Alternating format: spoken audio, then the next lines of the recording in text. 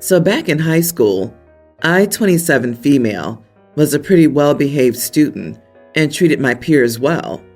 However, there was one boy in my class I used to pick on and bully regularly. I won't go into details as to why, as that's irrelevant to the overall post, but when we graduated, I never saw him again. Well, last month, I went to a friend's birthday party and was shocked he was there. Initially, I did not recognize him, but when someone said his name, I started to put the pieces together. Not only was his entire personality different, but he was also shockingly attractive too. I went up to him to chat, and his demeanor changed instantly. He closed off, spoke less, and made little eye contact. I tried to keep the convo going, but it was like pulling teeth. I did apologize, as I felt he was waiting for that, but he didn't really respond to the apology, at least not in the way I expected. I jokingly said that I won't beg for his forgiveness forever, and that he also couldn't hate me forever. He wasn't paying attention, so I decided to put this entire drama to an end. I grabbed the karaoke mic and publicly apologized to him at the party. I said I was truly sorry for how I made him feel in high school, and that I was a stupid, mean bully. I also said that I'm totally down to hang out whenever he wants to, so we can move past his hurt. I actually got cheers, so I thought I did a good thing. However, he was angry and asked to speak in private. He basically called me a moron and crazy. We started arguing, and I told him that a public apology was really the only way to get things going. He called me a selfish, attention-seeking idiot who can't take no for an answer. So am I truly the idiot here? I read somewhere that putting things out there is the best way to heal and get over things. He called me a selfish, attention-seeking idiot who can't take no for an answer. He nailed it, honestly. Get over yourself. You bullied this guy, and yes, he can hate you forever for making his life miserable. You thought you would bully him into accepting your apology using public pressure. Seems like you have a lot of growing up to do. Stop this BS and leave him alone. He doesn't owe you anything. In fact, your insincere apology and karaoke rendition cemented how narcissistic you truly are. But you don't understand. He's shockingly attractive. They can hang out anytime, now. I almost guarantee you he was fat and isn't anymore. She only apologized to him because he became hot, and she was basically trying to force him to go out with her, so she clearly learned her lesson. Too bad she's so unattractive on the inside. Oh man, the bully grew up into an adult bully. We've all known somebody exactly like OP. It sounds like your one-on-one apology was extremely inconsiderate and impatient, and if by the end of the conversation you were saying, "You can't hate me forever," girl, you aren't even in his life. He can absolutely hate you forever if he wants, and a one-time half-baked apology that you're trying to cram down his throat will hardly assure your kindness. Then, OMG, then you decide because he isn't paying attention to you that you're going to make a public spectacle. Can you even imagine how he sees you at this point? Just unbelievably toxic and crappy. Gotta say, I love the down to hang out. Like, you think you're going to start dating this guy just because he's become attractive? You should take your own ego down a few pegs. But more importantly, please learn how to respect boundaries, how to read a room, and that really taking responsibility for past actions does not involve re-victimizing your victim. Exactly. Absolutely right. I can't believe you're 27 years old. You're more immature than a kindergartner. You apologized for you, not for him. He was not, and never will be, obliged to accept your apology, or to allow you to redeem yourself with a friendship or whatever the heck you were trying for here. My girlfriend has this really annoying habit of speaking on my behalf. She assumes how I'm feeling and then says to people that OP feels this way or OP believes XYZ. Usually, I would confront her in private and tell her that this isn't okay. However, she still keeps doing it.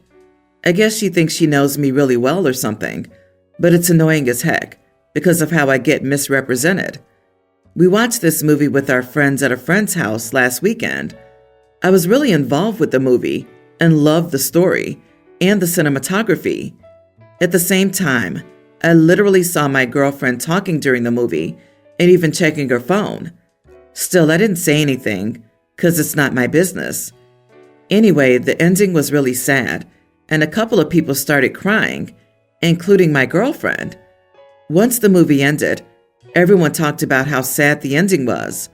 However, I didn't join in since I was still thinking about the movie because it affected me.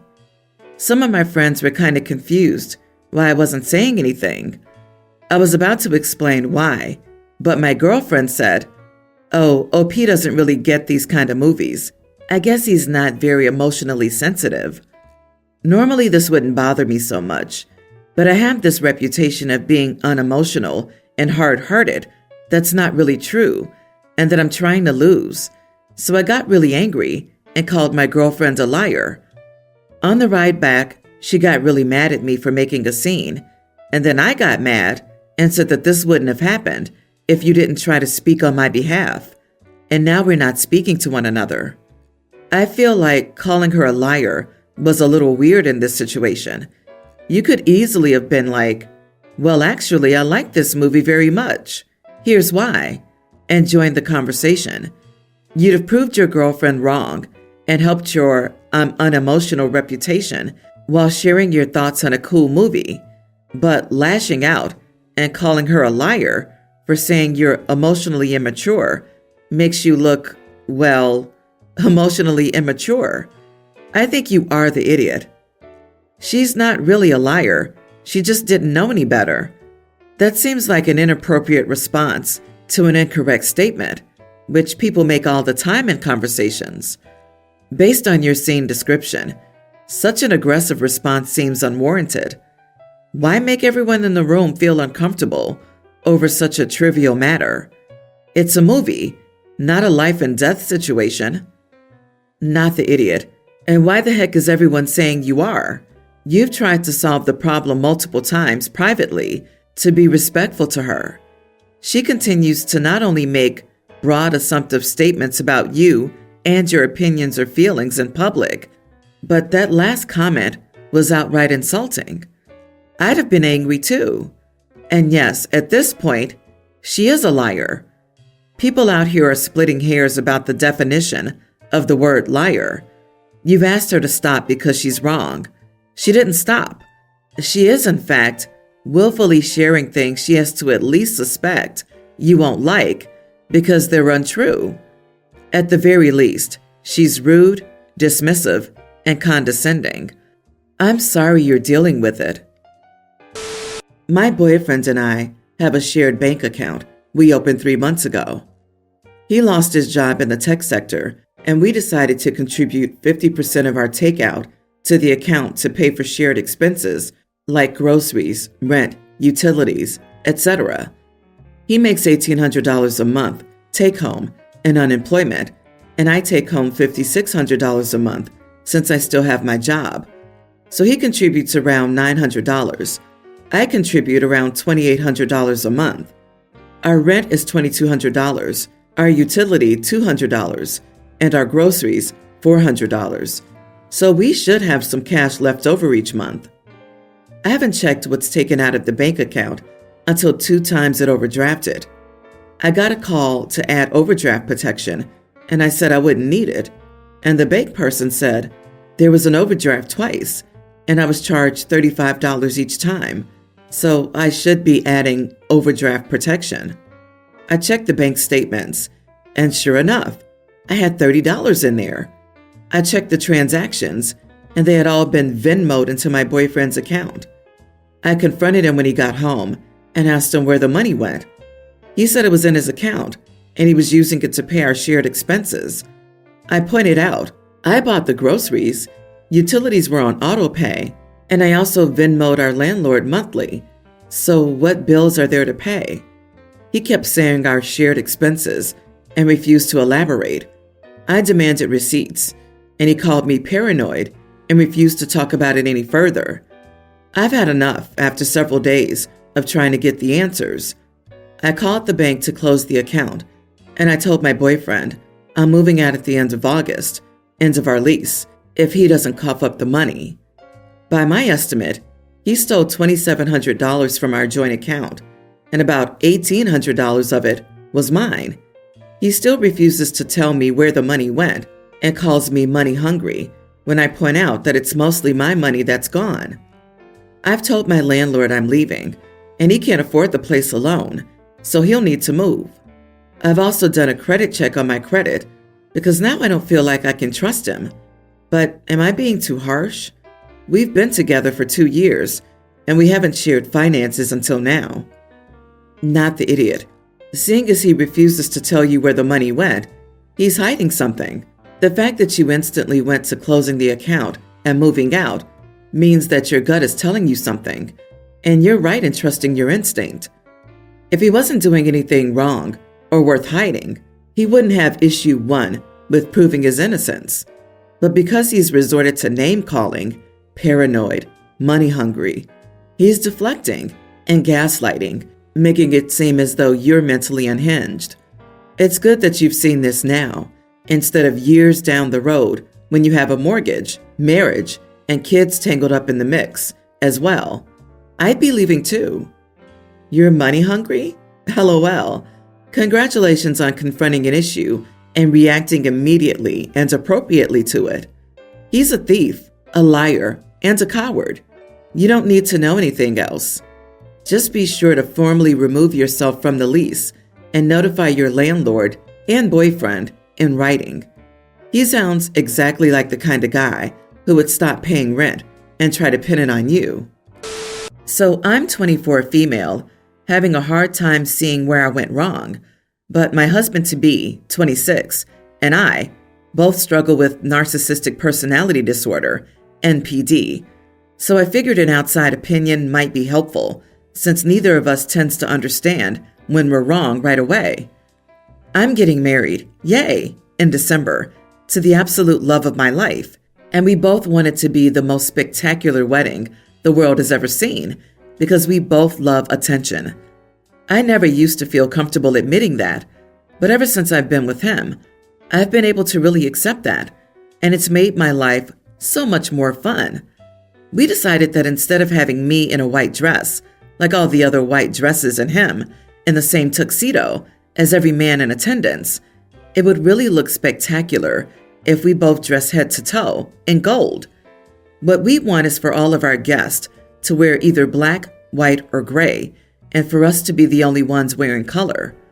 I figured that not only would I look like a princess, but I'd also be dancing with a prince instead of just some guy. And he's so into the idea that he remembers it as being his. We just love that idea of a sea of monochrome and then us in the middle of it all. The only thing is, my sister, 26, has been absolutely furious at us ever since the clothing requirements came out. First, she said this was proof that I never changed and I was being controlled again. Basically asking guests to wear a specific color was insane. Then she started making digs about my hair and how I was just doing this to show off and asked if I planned to have her dye her hair too. I did not. We're both blonde, but mine is a bit more yellow blonde, and my husband is dyeing his hair for the wedding. I admitted to that, but also pointed out that it was my wedding and it was normal. Then she accused me of trying to upstage everyone else's wedding dress, basically implying that I was trying to get everyone to show up in wedding dresses so I could compete with them and make myself look even better by comparison. That was never the plan. Finally, we decided to let our families wear copper if they wanted, so they would stand out as a nice accent to gold, and my sister would also get to stand out. I was totally willing to pay and said as much. That was when she called me a spoiled child and said she wasn't like me and wasn't in this for herself, and she wanted all the guests to be able to wear normal wedding clothes, and that nobody in their right mind would be comfortable wearing white to a wedding. Am I the idiot for wanting people to wear white to my wedding? Not the idiot. You're having a hard time seeing where you've gone wrong because you haven't gone wrong. And to be honest, your dress code is hardly a great burden. Men almost always have a black suit or a gray suit somewhere. And while I'm no expert, I would imagine most women are already having some clothes of one of those colors. It's not like you're demanding the men come in white ties with a top hat and the women all come in wedding dresses. Plenty of weddings have dress codes, nothing new. She doesn't have to go if she doesn't want to follow the dress code. I wonder if your sister is just kicking back because you're not having a traditional wedding and she's jealous of the attention you'll receive. She had a really traditional wedding last year, and I wasn't actually invited to that, so I don't know a lot of details. Still, I know she wasn't happy with how it went.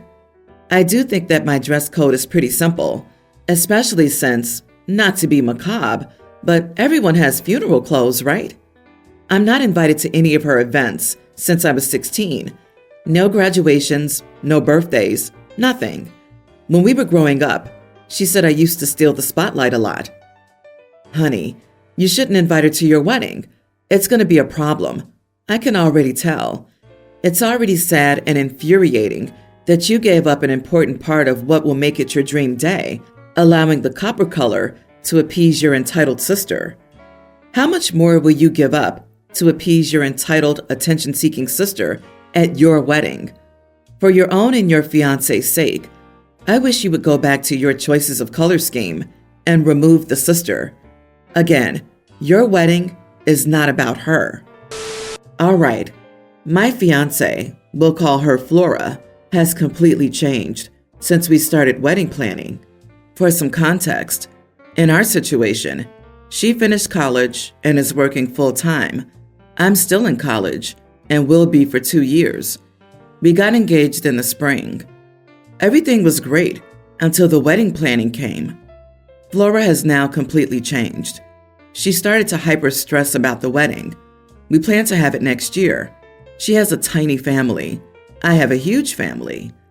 Obviously, I want to invite lots of my family. She hates that. When we first started dating, she said we could only have 50 people, 25 from each family. Well, that means she can invite her cousins and family and aunts and uncles. I can invite my family, including nieces and nephews and grandparents, and that's it. So when I said I'd like my cousins, etc., she blew up. We argued for a while, then agreed it was okay. Then about 3 nights ago, at 1 a.m., my phone absolutely blew up with angry text at me, swearing at me, telling me she would rather not have the wedding than to have to invite more people. It went on for over an hour of her just screaming at me over text. Fast forward next day, Flora's mother gave her a suggestion about the wedding. She was saying she found a place where we could have our reception because we don't have that planned yet. But she iterated that it was just a suggestion, nothing more. Well, Flora wasn't having it. It ruined her whole day. She gave her mother crap and let it take over her entire day. I fear this is just the beginning, and I'm getting frustrated. I can't even make any suggestions for our wedding without risking an explosion. I'm just so done with Flora right now.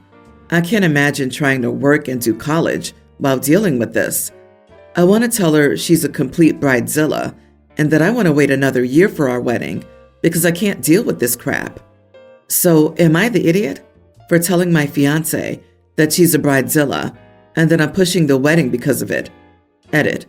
My parents are paying for 75% and she's paying for the other 25%. Not the idiot. And in fact, the time to take a step back is now, before the wedding plans are set in stone and money's been deposited. You need to think long and hard about whether this is someone you want to be with in the long term. Maybe it's just stress over wedding planning, still not okay. Or maybe it's a bigger issue with her that you're just now seeing her true colors. Regardless, this is your wedding too, and she seems to forget that.